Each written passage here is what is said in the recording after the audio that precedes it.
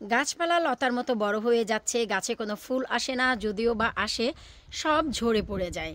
আশা রাখবো আজকের এই ভিডিওটি A to Z যদি আপনারা দেখেন, একই ভিডিওতে আপনারা সব ধরনের ট্রিক্স পেয়ে যাবেন, কি এমন খাদ্য দিলে ভুরি ভুরি আপনারা ফুল পাবেন এবং সেই ফুলগুলো টিকে থাকবে এবং সেই ফুলগুলো থেকে আপনারা ফলনও পাবেন।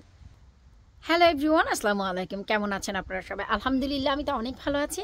আশা রাখছি আপনারা সবাই ভালো আছেন। ভিডিওটি যেন বড় না হয় তাই আমি অনেক বেশি এক্সপ্লেন করব না।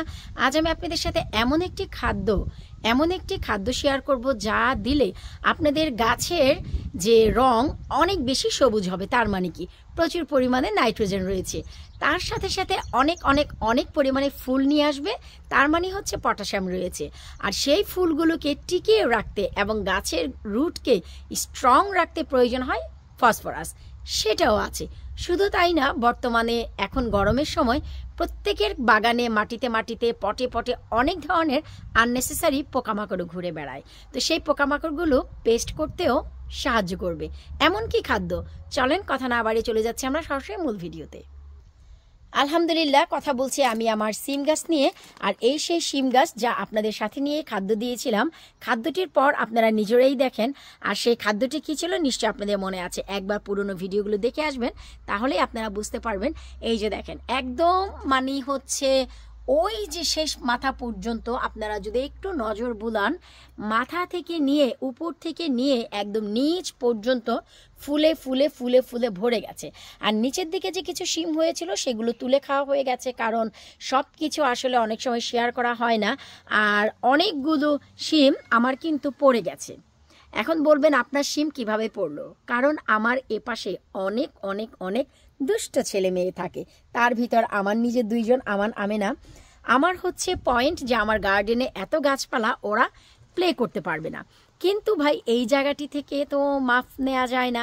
ওরা এইখানে দাঁড়িয়ে হচ্ছে ফুটবল প্লে করে, যা কিনা এখানে এসে হিট করে। আমার ছেলে মেয়ের কথা, গার্ডেনে প্লে করতে মানা করেছো তাই এখানে প্লে করব। একটু যদি ফুটবল লাগে আমাদের কিচ্ছু করার নেই। তো এই যে দেখেন, ফুটবলের ঝাঁকা খেয়ে আমারও কিন্তু নিচের দিকে 5টি শিম পড়ে গেছে। আমার অনেক খারাপ লেগেছে। কি করব, বাচ্চা কাচ্চা বলে কথা, ঠিক আছে, যা রিজিকে থাকে তা তো হবেই।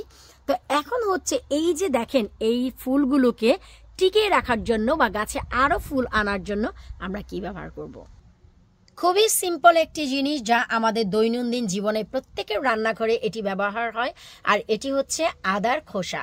জি হ্যাঁ, আপনারা ঠিকই শুনেছেন, এটা হচ্ছে জিঞ্জার পিল বা জিঞ্জার স্কিন, যা আমরা প্রতিদিনের রান্নাবান্নায় ব্যবহার করি।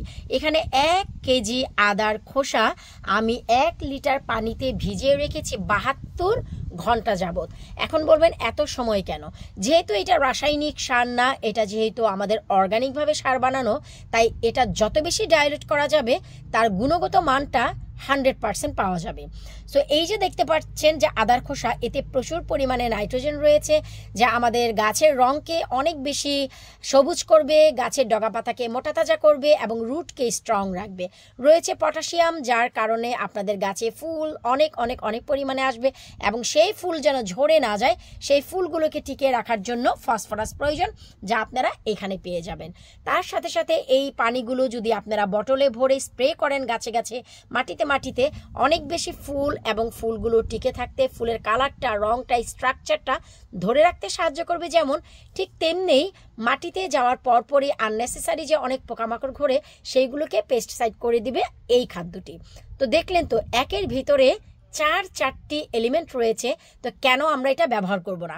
ব্যবহারের পদ্ধতি, 1 লিটার এই ডাইলিউটেড করা আদার পানি, আদার খোসার পানি আমাদের নর্মাল আরও 1 লিটার পানিতে মিশিয়ে নিতে হবে। আমি এই যে এই বটলে 1 লিটার পানি নিয়ে নিয়েছি, এখন এটা আমি ছেঁকে মিশিয়ে নেব। এই তো আমি মিশিয়ে নিয়েছি, কিছুটা পানি পড়েছে। ওরে আল্লাহ, কি যে স্ট্রং ফ্লেভার! আসলে কি, সব ফ্লেভার কিন্তু সব পোকামাকড় পছন্দ করে না। এখন এটা কিভাবে ব্যবহার করব? খুবই সিম্পল। শুধু আমরা কি করব, গাছের গোড়ায় এই যে এভাবে করে দিয়ে দিব। আর কোনো কাজ নেই, শুধু এভাবে করে আপনারা পানিটি দিয়ে দিলেই ব্যাস হয়ে গেল। দেখলেন তো যে কতটুকু পরিমাণ পানি দিলাম। এই একটি জিনিসের ফলে আপনাদের এই গাছের ফুল, ওরে আল্লাহ, পানিটি দেয়া মাত্রই কি যে পচা গন্ধ! এই জন্য ডাইলিউটের যে সময় যত আপনারা বাড়াবেন, তবে 72 ঘন্টা ইনাফ, এর বেশি আর প্রয়োজন নেই। আর যে আদার খোসাগুলো আছে সেগুলো ফেলে দেওয়ারও কোনো প্রয়োজন নেই। আপনারা পটে এই যে যেমন পটটি দেখতে পাচ্ছেন, এই যে পটে যে খালি মাটিগুলো আছে সেই খালি মাটিগুলোতে ছড়িয়ে ছিটিয়ে রাখেন।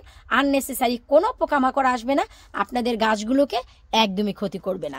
তো দেখলেন তো কত ইজি ওয়েতে আপনারা গাছে অনেক পরিমাণ ফলন আনতে পারেন। খুবই সিম্পল, বাইরে থেকে কেনা সারও কিন্তু কেনার প্রয়োজন হয় না। একদম উপর থেকে নিয়ে নিচ পর্যন্ত ফুলে ফুলে ভরে গেছে আমার এই শিম গাছটি। একবার মাত্র ট্রাই করে দেখেন যে আপনাদের উপকার হয় কি না। যদি হয়, আপুকে যদি ভালোবাসেন, আপুর ভিডিও দেখে যদি এতটুকু উপকৃত হন, অবশ্যই ভিডিওগুলো সবার সাথে একটু শেয়ার করে দিয়েন। কারণ এই সামারে এই সমস্যায় সবাই ভুগছে, বিশেষ করে লাল শাক আর ডাঁটা শাকগুলো। শুধু তাই না, বেগুনের পাতা, কলমি শাকের পাতাগুলো ছোট ছোট ছিদ্র করে, আসলে সেগুলো ছিদ্র করে এক ধরনের ছোট্ট ছোট্ট কালো কালো স্পাইডারের বাচ্চা, ওরাই এই কাজগুলো করে। অনেক সময় দেখা যায় পাতা একদম এইভাবে বেঁকে নৌকার মতো শেক হয়ে থাকে, কুকড়িয়ে থাকে। অনেক সময় পানির অভাবে হয়, তবে সেটা দেখলে বোঝা যায়। আর যেটা একদমই স্ট্রংলি লক হয়ে থাকে সেটা হচ্ছে স্পাইডারের এই ছোট ছোট বাচ্চাগুলো করে। তো সেখানে যদি আপনারা স্প্রে বটলে পানিগুলো নিয়ে ছিটিয়ে দেন, তাহলে কিন্তু আপনাদের সেই সমস্যা থেকে সমাধান পেয়ে যাবেন। আশা রাখছি আজকে আপনাদের ভিডিওটি ভালো লেগেছে। কার কেমন লাগলো, ওই যে দেখেন আমার আমেনা চলে এসেছে। আমেনা, ওই তো এখন দুই ভাই বোন কিছুক্ষণ প্লে করবে, ওদের রাত্রির ডিনার খাওয়া শেষ।